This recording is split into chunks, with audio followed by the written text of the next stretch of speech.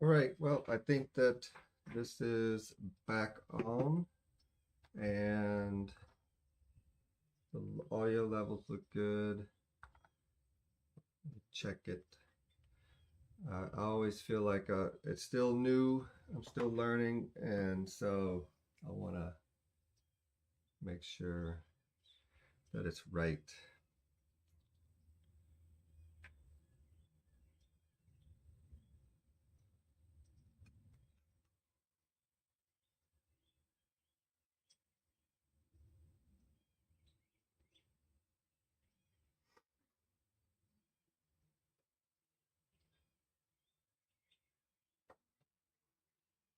We've made a lot of big improvements this week.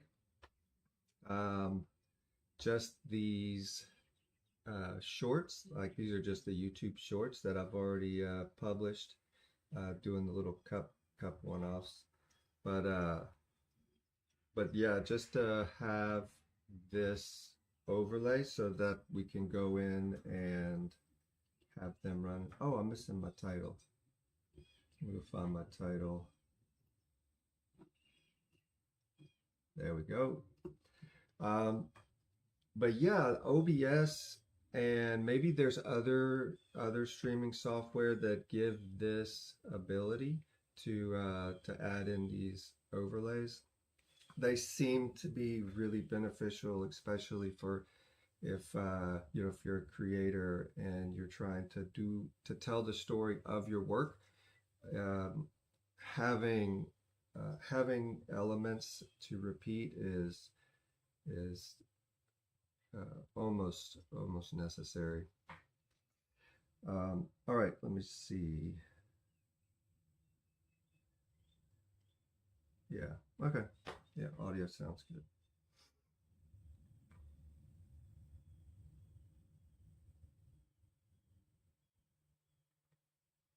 So, thank y'all for being here. Everyone that has come through this week.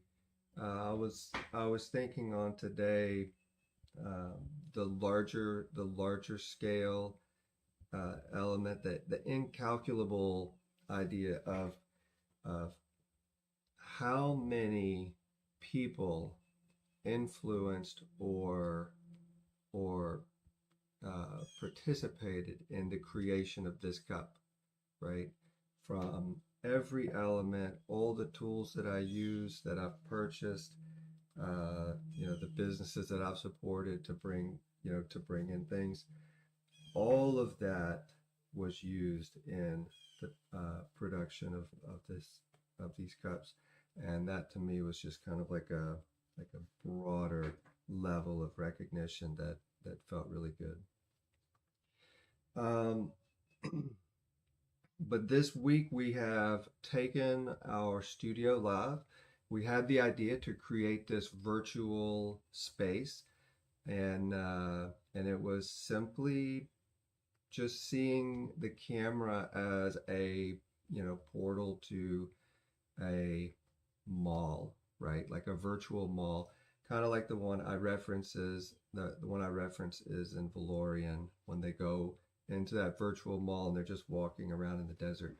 And I go, oh, anybody can open a store in the mall. And if you think about opening up a store, when you do so, there's people already there. The early birds walking around or doing their walks, and and uh, and so they see you, they walk by, they poke their head in the shop, they might say hi, as many of y'all do, and most people just browse and then move on. Or if they're curious, I'll ask a question and move on, and then every now and again you just find that store that you're like, this is my store.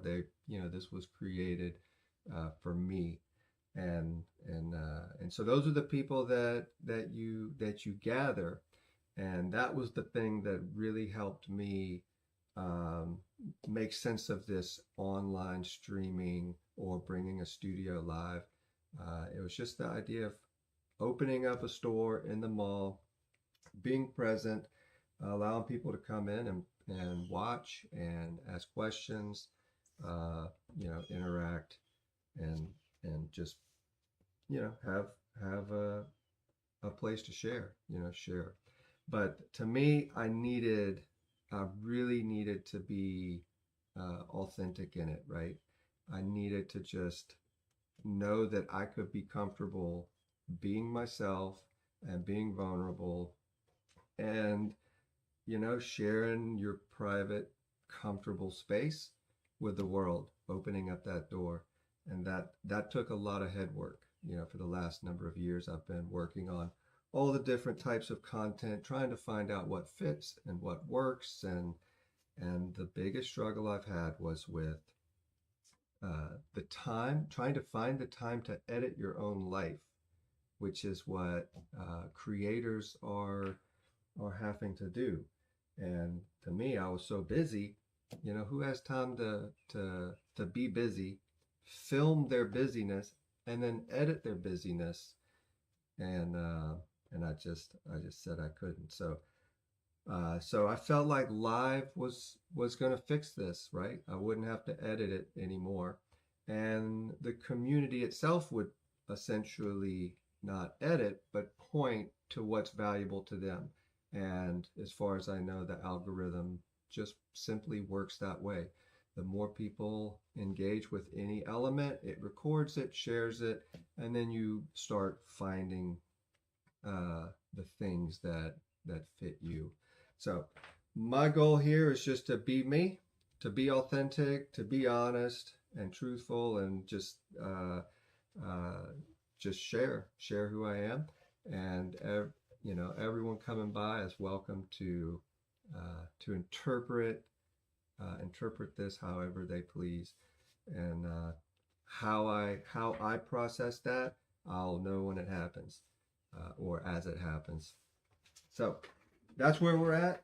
We're very excited. As I said, this is our fifth day in a row live streaming, and every day it gets easier and more comfortable, which is what I need to to really work. When I work in here, I just put on my music and I go to wherever I need to be, and you just allow things to just to make themselves and to get creative. I've taught a lot of people, and one of the lessons that I share often is when it comes to wheel throwing, and maybe it's any sort of art or craft or an impressionable task,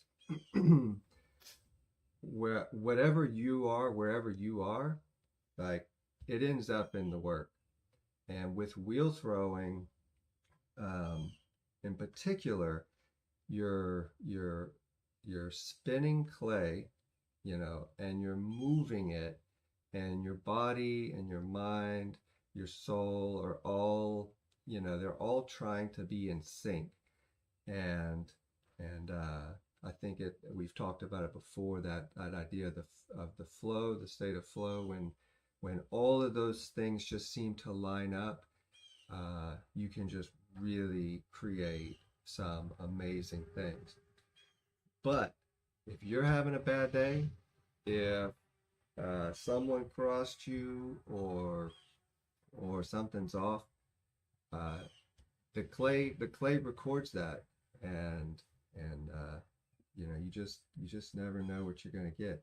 So I tell people all the time, like, no matter where you are, no matter where you are in life, when you walk through these doors, to sit down and throw, a piece of pottery, you have to really just leave it at the door. Otherwise, you will sit, and whatever you're feeling, if it's not conducive to wheel throwing, you won't get anywhere but frustrated. All right. I think it's too early to go down a mind rant. And so I think what I'm going to do is maybe I'll just leave this running. I'm going to go, let's see, what time is it? 10:30. How does that go away? All right. Um, Interesting thought. Thank you, Leela. I think I'm gonna go see Leela and have myself some breakfast. So I think what I'm gonna do is just end this for now. We'll just end it. I'm gonna go grab some food, finish getting ready, and then I'll be back to uh, you know keep working through some ideas. Let me know if y'all need me.